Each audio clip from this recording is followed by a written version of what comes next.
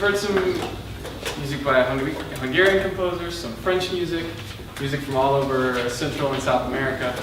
We're going to continue our world tour with an Ethiopian piece written by a Dutch composer with a Spanish name.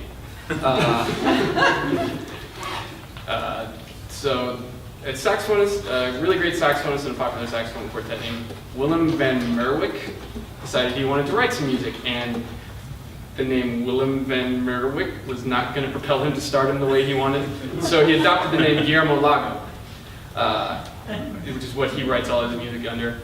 And he has written a fantastic piece for saxophone quartet that each movement takes its inspiration from the culture and the people that he's met in a great city of the world that he's been to. And the piece continues to grow. He keeps adding movements as he goes to more and more places. This particular piece that we're going to play is titled Addis Ababa, which many of you may recognize as the city where Lex Luthor got kryptonite to fight Superman in the Richard Donner movie, and is also capital of Ethiopia. So here we go.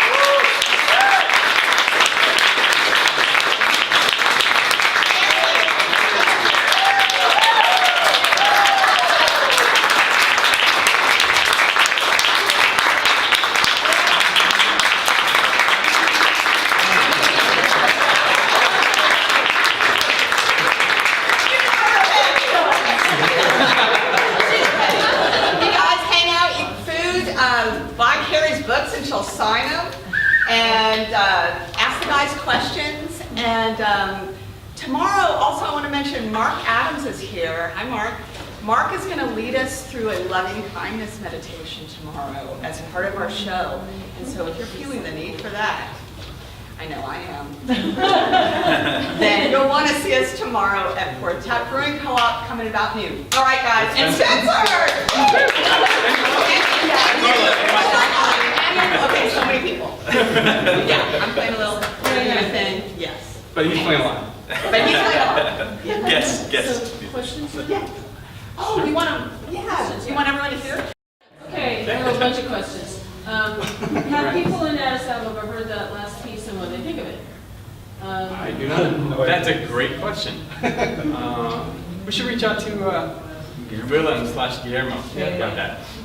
Because he's fairly famous like across the world of saxophone anyway. I mean, we talk about famous people, but what we really need is saxophone famous. So, and you know, people around the world know him. I wouldn't be surprised if they're Ethiopian saxophonists who know him. But yeah. How do you find these pieces of music? How do you become aware of these pieces of music? Well, some of them are just kind of great standard pieces, like the Bozza Andante Scherzo is a piece that teachers have been using with students, young saxophone students, for years. I'm sure that's how we all first encountered it. Was one of the early pieces that we would have played in college. The REVEL. I mean, REVEL is just a great composer, so we were excited to steal his music. Same with the Ligeti. The Ligeti is a fairly well-known piece. So, but then like we met Victor for sextetto, and sometimes you just meet the composer and they're like, play my music. Sometimes you seek out the composer and like, can we please play your music? Just because you hear it at a different concert. And, yeah, it's a different thing for each one. We have, yeah. Nothing that we played today. Well, yeah, and we actually recorded a CD album, a record, an LP that is going to be coming out very, very, very soon. With any luck, we will have copies of it on Tuesday for purchasing. And on that CD, we recorded two pieces that we commissioned from Austin composer Stephen Snowden.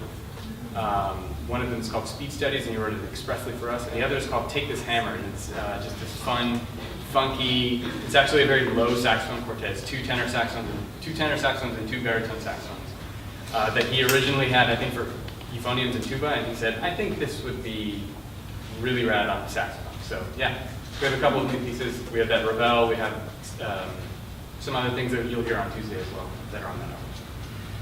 The question about how you find the music and such in the REVEL, when it is a standard piece in the repertory, whether it's for piano or orchestra, do you do the arrangements, or are there some existing arrangements for both?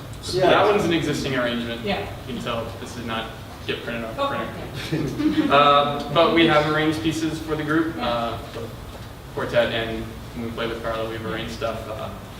And then sometimes YouTube is a great resource these days. We'll see videos of, I think Ciudada's probably found on YouTube, maybe? I know I've seen it on YouTube. Yeah, we saw that. Okay. But yeah. But yeah, you'll see, videos of concerts that other saxophonists have done where they've arranged something. You say, hey, can I get a hold of that transcription or that arrangement? It's fantastic. And then sometimes we just have to do it ourselves. Yeah, when we play a wedding and the bride, 3 days before says, oh, can you guys play Fools Rush In? And we say, yeah. But it's going to cost you extra. Or I'll be younger. That's a weird one. Yeah. But, How much is that way, and what is the physical advantage of having that little curvy thing? I've never taken this on myself to weigh. I kind of just don't really want to know. It's heavy. I actually play where the three of us, Rami and I are in a group called the Austin Saxophone Ensemble, which is a larger group of saxophonists, 13 at the most. So we have multiple sopranos, altos, tenors, baritones, and I actually play bass, which is even bigger than this. And the loop is just to make it to where, like, if it wasn't there, I'd put my hands here and the mouthpiece would be up here. Or the mouthpiece would be here and my hands would be way down here. So it's just purely a ergonomical Yeah, You'd have notice to be it. like 7 feet tall to play it if they didn't have rings on it. You'll notice that the soprano isn't curved. The only reason is because it's not very long. Yeah. Yeah. And it doesn't need. There are curved ones and they're kind of silly. Yeah, And for these, yeah, they look like They're a cute. choice. do you, having the, I don't know anything about this one, having the oomph to play them, does that require a certain conformation? It takes more air. It's a So- little bit, different use of the muscles in your embouchure, like Do in you your need to face. be more, No, not really. Like, I mean, these guys, and Sunil plays baritone a lot in the Austin Saxophone Ensemble. I mean, all of us are, in studying the saxophone, you strengthen these muscles and you strengthen your breathing to the point where you can play any of them. It's just like you run out of air faster on this one because more of the air is going in at once. We all teach actually very small children who also play those large horns as well. But like, imagine a 6th grader when they start off and they're this big, like, that one is proportionally the same size. So yeah, we get used to like maximizing the air that you're using and the muscle effort that you're putting in. So it's not a whole lot more going to this. so if you're teaching a little kid, they couldn't play that, or would there be like a Suzuki 5 one or? Oh, no, yeah, there's no Suzuki version. Kids typically start out on this, the alto saxophone. Yeah. And then once they've gotten a little bit of experience, typically their teachers will say, well, let's try. They always need one of these in the band anyway, so they just pick the lucky one to switch. Dude, they're usually taller and bigger kids.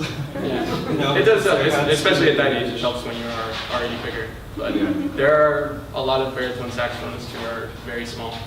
One of the top jazz bari player in the world, Gary Smullian, Yeah. is about this tall. And when he plays, his right arm is like all the way down to reach the keys. So it's like, Yeah, it's just like, have you ever met like a shorter person who's just super loud?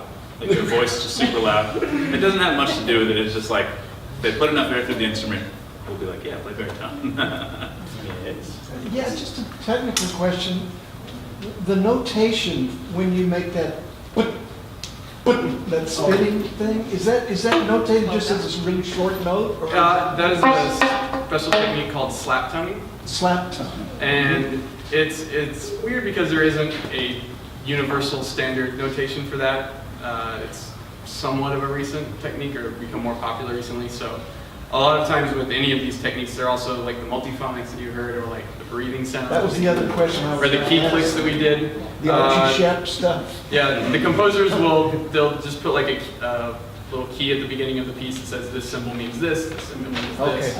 Okay. And then they'll write it, it'll look like a note, but with a weird, like the key clicks Basically, or a it's note like with the an X. percussion Yeah. Or Percussion. a circle above it means the slap tonguer. And so composers have their own little notation for those So they things. sort of just give you Yeah, they tell you what I Yeah. mean when I put this. That particular movement has like 4 different types of notes, because he's got to notate the key clicks, the air sounds, the slap tongue, and multiphonics. So I'm happy to show you the music after yeah.